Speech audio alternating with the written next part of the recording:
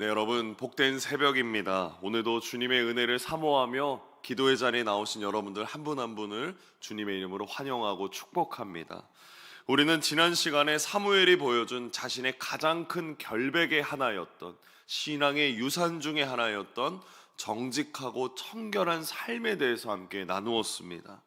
오늘 본문인 6절과 18절까지는 이제 사무엘이 이스라엘 백성들의 영적인 기억력을 흔들어 깨우는 장면들이 등장합니다. 여러분, 다음 자막을 한번 보십시오. 아마 너무나도 익숙한 속담 중에 하나입니다. 우리 같이 한번 읽어보겠습니다. 은혜는,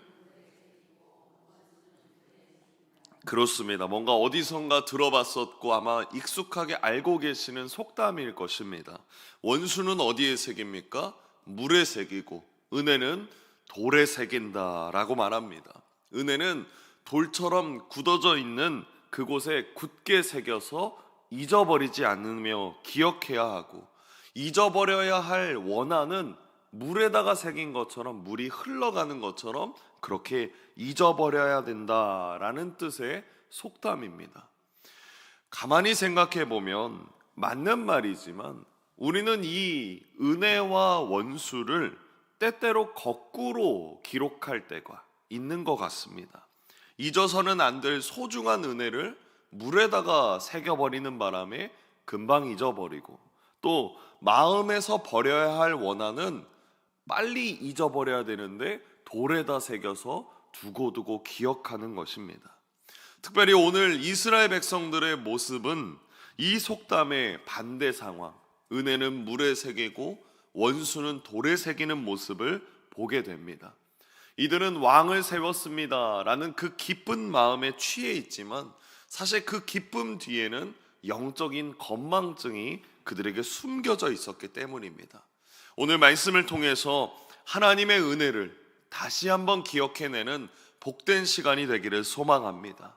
오늘 본문 속의 사무엘은 이제 권면을 시작하면서 이스라엘의 역사를 다시 한번 훑어내려갑니다. 6절 말씀 우리 함께 합독하겠습니다. 사무엘이 백성에게 이르되 모세와 아론을 세우시며 너희 조상들을 애굽 땅에서 인도하여 내신 이는 여호와이시니. 모세와 아론을 세우시고 애굽에서 인도해 내시는 분이 누구이시냐? 바로 여호와 하나님이심을 사무엘은 분명하게 말하고 있습니다. 여러분, 앞서 우리가 살펴봤었던 1절에서 5절까지 사무엘은 자신의 정직함과 청결함에 대해서 언급했습니다. 그리고 오늘 본문의 시작점인 6절에서 과거의 하나님이 어떤 분이시며 어떤 일을 행하셨는지를 그들에게 떠올리게 합니다. 애굽 땅에서 지금의 가나안 땅까지 정착할 수 있었던 그 모든 시작, 과정, 그리고 결과에 누가 계셨습니까? 하나님이십니다. 마치 사무엘이 다음 자막처럼 질문하는 것입니다. 우리 인생의 진짜 주인은 누구인가? 우리의 인생의 진짜 주인은 누구입니까? 하나님이다. 하나님이 모세와 아론을 세우셨고 이스라엘의 만남의 복을 주셨으며 그들에게 지혜와 총명함을 주셔서 지금 이 자리까지 있게 하신 분이 하나님이시다라는 것을 분명하게 생각해내고 있습니다. 그리고 8절에 색깔로 표시된 부분을 보십시오. 함께 합독하겠습니다.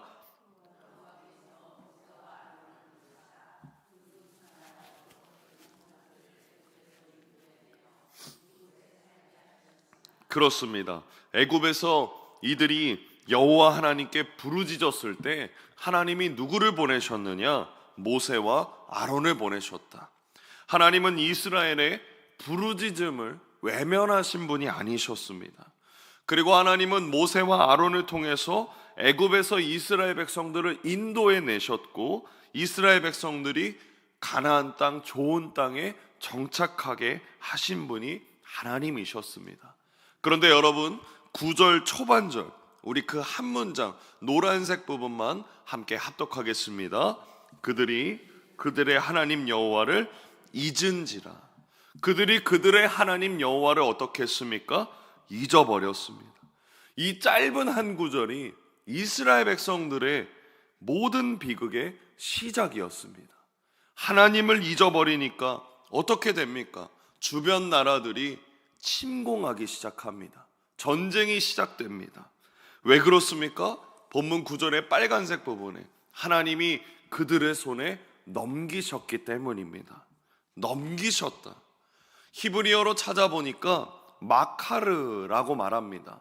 다음 자막에 나와 있듯이요, 즉 팔아 넘기다라는 뜻입니다. 하나님 주인이 되시는 것을 거부한 백성들에게, 하나님을 잊어버린 그들에게 주인이 없는 삶은 어떤 삶인지 경험해 보라며 하나님이 그들에게 넘기셨습니다. 그런데 여러분, 여기까지만 보면 하나님이 이스라엘 백성들을 그냥 넘기신 걸로 끝납니다. 그런데 하나님의 마카르, 하나님의 넘기심은 절망이 아닙니다. 하나님 자녀가 고생하는 것을 보며 가장 마음 아파하시는 분이 하나님이십니다. 하나님은 고난의 현장에서 이스라엘이 하나님 없는 삶은 이런 삶이구나 라는 것을 빨리 깨닫고 돌아오기를 원하시기 때문입니다. 마치 자녀가 부모 귀한 줄 모르고 엇나갈 때 때로는 고생을 겪게 해서라도 깨닫고 돌아오기를 원하는 부모의 결정과 같습니다. 결국 하나님 없는 삶의 처절함을 경험한 이스라엘 백성들이 어떻게 합니까? 다시 부르짖기 시작합니다. 10절 말씀 우리 함께 합독하겠습니다. 백성이 여호와께 부르짖어 이르되 아스타롯을 섬김으로 범죄하였나이다.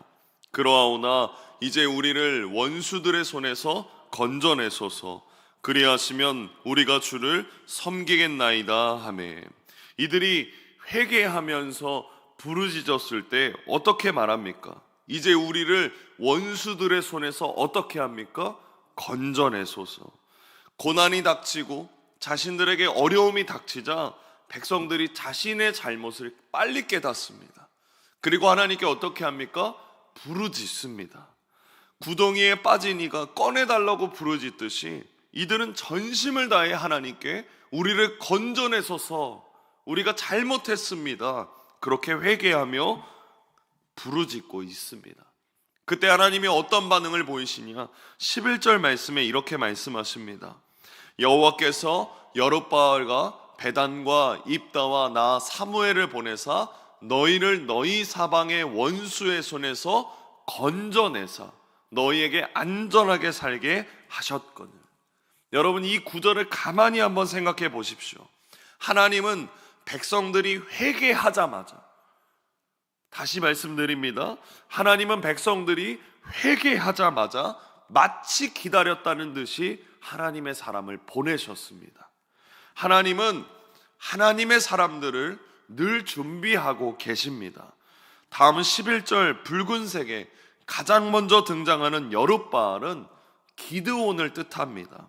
기드온은 어떤 사람입니까? 겁이 많은 사람이었습니다. 그렇지만 하나님이 기드온을 준비하실 때 겁이 많은 사람이 아니라 용사로 거듭나게 하셨습니다. 그리고 이어지는 베단은 드보라와 함께했던 가나안을 물리쳤던 바락을 가리킵니다. 그리고 또 입다는 소외된 사람 중에 한 명이었으나 하나님이 그를 하나님의 사람으로 사용하셨습니다.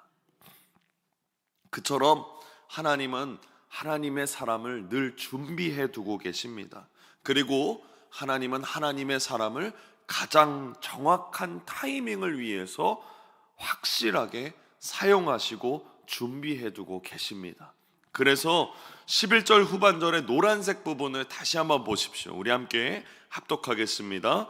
너희를 너희 사방의 원수의 손에서, 그렇습니다, 하나님의 사람을 통해서 원수의 손에서 건져내게 하셨고 안전하게 살게 해주시는 분이 하나님이십니다. 여러분, 여기서 이 안전함은 확신에 찬 평안, 우리 2025년에 표어되었던 참된 샬롬을 의미하는 것입니다. 하나님은 그러니까 그저 생존하는 것을 넘어서서 주님 안에서 참된 평안을 누리게 해주십니다. 어쩔 때 그렇게 합니까? 회개하고 하나님께 돌이켰을 때, 회개하고 자신의 잘못을 하나님께 솔직하게 고백했을 때 하나님은 우리에게 건져내는 은혜를 허락하시고 평안하게 살 수 있는 은혜를 허락하신다라는 것입니다. 그리고 이제 사무엘은 아주 중요한 권면을 이어갑니다. 14절 말씀 우리 함께 합독하겠습니다. 너희가 만일 여호와를 경외하여 그를 섬기며 그의 목소리를 듣고 여호와의 명령을 거역하지 아니하며 또 너희와 너희를 다스리는 왕이 너희의 하나님 여호와를 따르면 좋겠지만은, 제가 이 구절의 노란색 부분으로 강조되는 단어들을 다시 한번 소개해 드리겠습니다.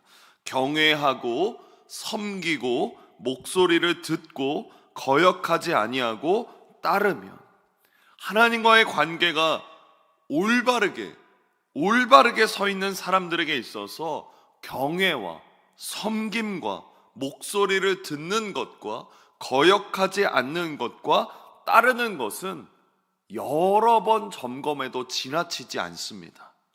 여러 번 점검해도 두려운 것이 아닙니다. 여러 번 점검하더라도 너무나도 행복한 것이 이러한 하나님과의 관계가 올바르게 서 있는 사람의 행동인 것입니다. 사무엘은 이를 너무나도 잘 알고 있었습니다. 또 그는 리더로서, 한 명의 사사로서 이스라엘의 조상들의 길을 읽었었고 들었었고 보았습니다.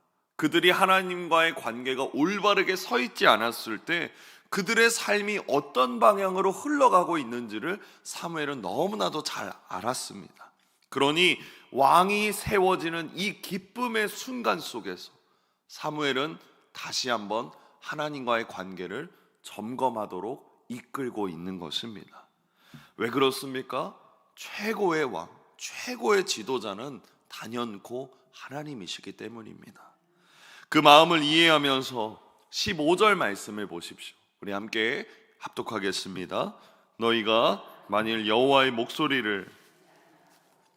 명령을 거역하면 여호와의 손이 너희의 조상들을 치신 것 같이 너희를 치실 것이라. 14절과의 상황에서 완전히 반대되는 것으로 경고하고 있습니다. 만약 하나님의 말씀을 듣지 않고 거역한다면 여호와 하나님의 손이 이스라엘을 칠 것임을 경고하고 있습니다. 여러분, 사무엘이 이스라엘 백성들에게 왜 이렇게 무섭도록 경고하는 것입니까? 이는 백성들이 또다시 하나님을 잊어버릴까 걱정하고 있기 때문입니다. 그래서 이제 마지막 18절을 보십시오. 우리 함께 합독하겠습니다. 이에 사무엘이 여호와께 아뢰매 여호와께서 그날에 우레와 비를 보내시니, 그렇습니다. 이제 사무엘은 백성들이 왕을 구한 것이 얼마나 큰 죄악인지를 깨닫게 하기 위해서 하나님께 기도합니다. 그러자 밀추수기, 즉 비가 전혀 오지 않는 건조한 계절에 갑자기 우레와 비가 쏟아지기 시작합니다. 여러분, 이 우레, 천둥 소리는 백성들을 심판하는 소리가 아닙니다. 그들의 잠든 영혼을 깨우는 하나님의 알람이었습니다. 진짜 자연의 모든 것을, 만물의 주인이 누구인지를 분명하게 보여주고 계시기 때문입니다. 그래서 18절의 후반절인 노란색 부분을 보십시오. 모든 백성이 여호와와 사무엘을 크게 두려워하니라.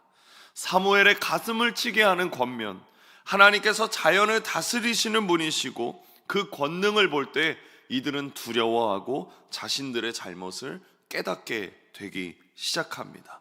여러분, 저는 오늘 이 말씀을 묵상하면서 제 마음을 울렸던 우레와 같은 질문이 다음 자막과 같습니다. 나는 지금 무엇을 기억하며 살고 있는가? 여러분, 사람마다 마음의 그릇이 있습니다. 여기에 무엇을 채우느냐에 따라 삶의 온도가 달라집니다.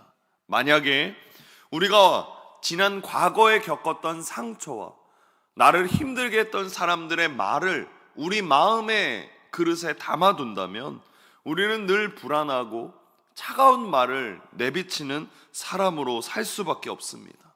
그런데 오늘 사무엘이 이스라엘 백성들에게 외쳤던 것처럼 우리 과거에 하나님이 나를 수렁에서 건져내셨던 것을 내 마음의 그릇에 담고, 과거에 하나님이 말씀하셨던 성경 구절들을 내 마음의 그릇에 담으면, 그러면 우리의 삶이 어떻게 드러나겠습니까? 그래서 우리는 항상 나는 지금 무엇을 기억하며 살고 있는가를 점검해 봐야 합니다.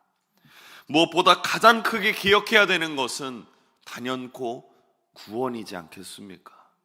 죄로 인해서 지옥에 갈 수밖에 없는 우리를 하나님이 자신의 하나뿐인 아들 예수님을 보내주셔서 그 예수님으로 하여금 믿는 자를 하나님의 소중한 자녀로 삼아주셨습니다. 그러니 구원의 은혜는 날마다 기억해도 지나치지 않습니다. 아니, 다른 건 다 잊어버려도 구원의 은혜는 잊어버려서는 안 됩니다. 지난 세월 도저히 일어설 수 없는 절망의 끝에서 도우셨던 하나님의 손길을 반드시 기억하십시오. 아무도 내 곁에 없다고 느껴질 때 하나님이 참된 평안으로 내 안에 세워주셨던 그 말씀을 기억하는 저와 여러분이 되기를 바랍니다. 우리가 그 은혜의 기억들을 하나씩 꺼내어서 마음의 그릇에 쌓아두기 시작할 때 우리의 마음의 온도는 하나님을 닮아가게 될 것입니다. 여러분, 기억은 곧 신앙입니다. 이제 며칠 뒤면 성탄절이 시작됩니다. 그때 우리는 예수님을 기억하고 그 예수님이 하셨던 일, 예수님이 하셨던 말씀, 예수님이 살아오셨던 그 삶의 길을 반드시 기억하기를 주님의 이름으로 축복합니다. 그래서 오늘 마지막에 불렀던 찬송가 310장 하나님의 은혜로의 후렴절을 보십시오. 우리 같이 읽어보겠습니다. 내가 믿고 또 의지함은 내 모든 형편 아시는 주님, 늘 보호해 주실 것을 나는 확실히 아네. 왜 확실히 알까요? 하나님이 이전에 구원해 주셨던 경험이 있고 또 지금도 함께 하고 계시고 또 앞으로도 함께 하실 것을 확실히 알기 때문에 이는 주님을 향한 기억을 꺼내고 있는 가사입니다. 우리의 모든 형편을 아시는 분이 누구이십니까? 하나님이십니다. 매일의 삶 속에서 쳇바퀴처럼 굴러가는 삶의 하루하루 속에서 우리 주님이 우리를 보호하고 계시고 그리고 보호하시는 중이시며 앞으로도 보호하실 것입니다. 그러니 그 기억을 반드시 갖는 저와 여러분이 되기를 주님의 이름으로 축복합니다. 16절 말씀을 우리 같이 한번 마지막으로 읽어보겠습니다. 너희는 이제 가만히 서서 이 큰 일을 보라. 오늘 이 화요일을 살아가실 때 상황과 형편을 보지 마시고 주님의 약속을 보시는 저와 여러분이 되기를 바랍니다. 문제가 커 보일 때마다 나를 건져내셨던 하나님의 구원의 은혜를 기억하기를 바랍니다. 그 구원의 은혜를 기억하는 사람에게는 빛이 어둠을 이기는 체험의 역사를 경험하게 될 것입니다. 잊어버려야 될 것은 잊어버리시고 기억해야 될 것은 반드시 기억하셔서 오늘 하루도 은혜의 기억 속에서 당당하게 승리하시는 저와 여러분이 되기를 주님의 이름으로 축복합니다. 기도하겠습니다.